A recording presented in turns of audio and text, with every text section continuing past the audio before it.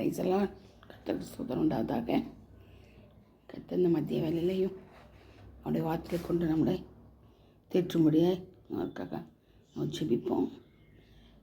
அது மட்டும் இல்லை, இந்த காரியம் எந்த மட்டும் முடியும் அப்படின்னு நம்ம நினைக்கிறோம். எந்த ஒரு காரியத்தை எடுத்தாலும் நம்ம நினைப்போம், இந்த காரியம் எப்படி முடியுமோ தெரியலையே, எப்படி முடியுமோ தெரியலையே நம்ம நினைப்போம். அவர் நம்ம கூட இருந்தால் நம்ம காரியங்கள் சக்ஸஸ் ஆகும். பெரிய எந்த காரியமாக இருந்தாலும் சரி, இயேசு நம்ம கூட இருக்கும் போது அந்த காரியத்துக்காக நம்ம பயப்பட வேண்டியதே இல்லை, அது தானே நிறைவேறும். அப்படி தான் படகுல அவரும் படுத்துக்கிட்டு இருக்கும்போது கூட படகு ஆண்டவரே நாங்கள் இப்படி போய்ட்டுருமே கதறாங்க சிஷியன் கதறும் போது. ஆனால் இயேசு என்ன செய்தார்? காற்றையும் கதலையும் அதட்டினார். ஏன்னா அவர் இருக்கும்போது அந்த பயமும் நம்மளுக்கு கிடையாது. எந்த காரியமாக இருந்தாலும் சரி, இயேசு மாத்திரம் நம்மளுக்கு எந்த காரியத்தில் போதுமானவராக இருக்கிறார், உள்ளத்திற்கிறவராக இருக்கிறார் இல்லையா? அது எந்த காரியமாக இருக்கட்டும், அந்த காரியம் முடியும் வரையும் தேவன் நம்மளை கைவிட்டு போகிறது இல்லை. அந்த காரியத்தை முடிச்சு தீர்த்து நமக்கு ஜெயத்தை கொடுத்த பிறகு தான் ஆண்டவர் மற்ற காரியங்களை பார்ப்பார். அது மட்டும் இல்லை, காரியங்கள் நல்லா சக்ஸஸாக இருக்கணும்னா அவரோட அடிச்சுடையில் நடக்கணும். அவருடைய நம்மளுடைய ஒவ்வொரு வார்த்தையிலையும் நடக்கையிலையும் தேவக்கரம் இருக்கணும். அவருடைய கரத்தை கொண்டு தான் நம்ம என்ன செய்வோம்? ஜெயத்தை மேற்கொள்ள முடியும். அதனால் நம்ம என்ன செய்யணும்? அது எப்படி செய்கிறாருன்னா, அந்த காரியங்கள் எப்படி செய்கிறாருன்னா, கிரகிக்க முடியாத காரியங்கள் செய்கிறார். நம்மளால் யோசித்து பார்க்கவே முடியாது, அப்படியே பெரிய காரியம் அவர் செய்கிறது எல்லாமே மகிமையான காரியங்களை செய்கிறார். மகிமை மகிமை மகிமை. அவர் காரியங்கள் மகத்துவமானது, எண்ணி பார்க்கவே முடியாது. யோசிக்கிறதுக்கு கூட நம்மளுக்கு திறமை கிடையாது, அறிவும் கிடையாது நம்மளுக்கு. அதுக்கு மேலே நமக்கு அறிவு கட்டாதபடி அவர் செய்கிற காரியங்களை நமக்கு செய்கிறவராக இருக்கிறாரு. அது மட்டும் இல்லாமல் ஆராய்ந்து முடியாத பெரிய காரியங்களையும் எண்ணி முடியாத அதிசயங்களையும் அவர் செய்கிறார். யோகுல சொல்லப்படுறது போல யோகு 5:9 அவர் எப்படிப்பட்ட காரியம் செய்கிறார்னா, ஆராய்ந்து முடியாத பெரிய காரியம், எண்ணி முடியாத அதிசயம். அவள் பாருங்கள், நம்மளால் உண்மையாகவே என் வாழ்க்கையில் கூட நிறைய இருக்குது. இந்த வசனத்தின் படி நம்ம ஜபிக்கும் போது, ஆண்டவரே நீங்கள் சொன்னீங்களேப்பா, ஆராய்ந்து முடியாத பெரிய காரியங்களையும் எண்ணி முடியாத அதிசயங்களையும் செய்வேன்னு சொன்னீங்களே சொல்லி நான் கேட்கும்போது, ஆண்டவர் என் வாழ்க்கையிலையும் அந்த அதிசயத்தை செய்தார். நான் எதுவுமே பார்க்கல, கிரகிக்கக்கூடாத ஒரு பெரிய கிரியை ஆண்டவர் செய்தார். அந்த மாதிரி நம்ம ஒவ்வொரு காரியத்தையும் கேட்டு கேட்டு கேட்டு நம்ம பெற்றுக்கொள்ளும் போது அவருக்கு என்ன செய்ய முடியாது? நம்மளை விட்டு போக முடியாது. அது மட்டும் இல்லை, ஒரு காரியமும் பயங்கரமாக இருக்கும். அவருக்கு நம்ம செய்கிற காரியங்கள், நமக்காக செய்கிற காரியங்கள் பயங்கரமாக இருக்கும். நினச்சி பார்க்க முடியாது, நம்ம நினச்சி பார்த்துருக்க மாட்டோம். அந்த மாதிரி ஒரு பயங்கரமான காரியத்தை ஆண்டவர் செய்வார். அது மட்டும் இல்லை, புதிய காரியங்கள் செய்வார். புதுசு நமக்கு அறிவுக்கு எட்டாத காரியங்கள். நம்ம நினச்சிருப்போம் ஒன்று, அவர் ஒன்று செய்வார்.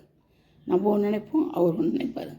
அந்த மாதிரி புதிய காரியத்தை செய்கிறவராக இருக்கிறார். புதிய காரியத்தை செய்கிற 43:19 சொல்லப்பட்டிருக்குது. புதிய காரியத்தை செய்கிறேன்னு சொன்னார். அதனால் நம்ம என்ன செய்யணும்? பயப்படவே கூடாது. செய்யும் காரியங்கள் பயங்கரமாக இருக்கும்ன்றார். யாத்திரா 14:10. அதே மாதிரி லூக்கா 5:26 அதிசயமான காரியங்களை செய்த காண்பாய் சொல்கிறார். ஒவ்வொரு காரியமும் நம்மளுக்கு அதிசயமாக தான் இருக்கும், கேட்கக்கூட முடியாத காரியங்களாக இருக்கும். உத்தமமான காரியமாக செய்கிறார். உத்தமமான காரியம் நீதிமொழிகள் 8:6 உத்தமமான காரியம் செய்கிறார். அந்த மாதிரி ஆண்டவர் நம்ம கொண்டிருக்கும்போது நம்ம எதுக்காக பயப்படணும் சொல்லுங்கள்? எதுக்காக நம்ம பயப்பட வேண்டிய அவசியம் நம்மளுக்கு கிடையாது. நம்ம பயப்பட வேண்டிய அவசியம் நம்மளுக்கு கிடையாது. தைரியத்தின் ஆவி நமக்கு கொடுத்துக்கிறாரு. ஒரு தைரியத்தின் ஆவி நமக்குள்ளே இருக்குது இல்லையா? 1 தீமோத்தேயு 2:17 சொல்லப்பட்டிருக்குது. தேவன் நமக்கு பயமுள்ள ஆவியை கொடாமல் பலம் அன்பும் தெளிந்த புத்தியுள்ள ஆவியை கொடுத்துருக்கிறார்.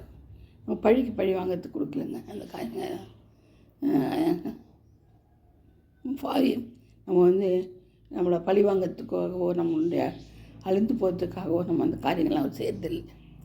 அவர் நின்று நம்மளுக்கு ஜெயத்தை கொடுக்குறாரு. எதுக்காக ஜெயத்தை கொடுக்குறாருன்னா, இயேசுவின் பிள்ளை, இயேசுக்காக வாழணும் அப்படின்னு சொல்லி தான் உனக்கு ஜெயத்தை கொடுக்குறாரு. மற்றவங்களை பழி வாங்கிட்டு மற்றவங்களுக்காக நம்ம ஏசி பேசிகிட்டு இருக்கிறதுக்காக நம்ம சொல்லலாம். அவர் அந்த மாதிரி காரியங்கள் நமக்கு கிடையாது. இயேசு தான் நம்மளுக்கு எல்லாவற்றிலும் நமக்கு போதுமானவராக இருக்கிறார். எல்லா காரியத்தையும் அவர் மேன்மையுள்ளதாக இருக்குது. புதிய காரியம் எல்லாமே புதுசு புதுசாக செய்கிறார்.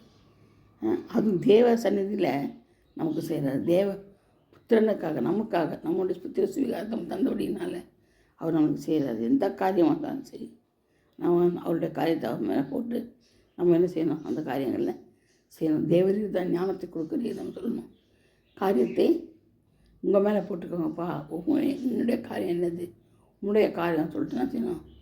அந்த கோயிலை கந்துக்கு அவர் நான் கந்தையாக்கிறப்பா, குப்பை நான் என்னோடய காரியத்தெல்லாம் நீங்கள் உங்கள் மேலே போட்டு எனக்கு செய்து கொடுங்க. காரியத்தை செஞ்சு கட்டத்தில் கேட்டு நம்ம ஒரு காரியமும் நம்ம செய்யும்போது நம்மளுக்கு என்ன கிடைக்குது? ஜெயம் கிடைக்குது. அவர் நம்ம கூட இருக்கிறாருன்ற நிச்சயம் கிடைக்குது. எப்போதும் நம்ம கூட தான் இருக்கிறார். நம்மளை விட்டு விலகி போனது இல்லை. நான் உன்னை விட்டு விலகுவதும் இல்லை, உன்னை கைவிடுவதும் இல்லை என்றாண்ட சொல்லியிருக்கிறார் இல்லையா? அந்த வாக்குத்தத்தை நம்ம என்ன செய்யணும்? உறுதியாக பற்றி கொள்ளணும். அவர் சொன்ன வாக்குத்தத்தங்கள் அநேக வாக்குத்தங்கள் உண்டு. அவை எல்லாவற்றையும் என்ன செய்யணும்? நம்ம பற்றி கொள்ளணும். அந்த வாக்குத்தத்தின்படி செய்கிற தேவனுடைய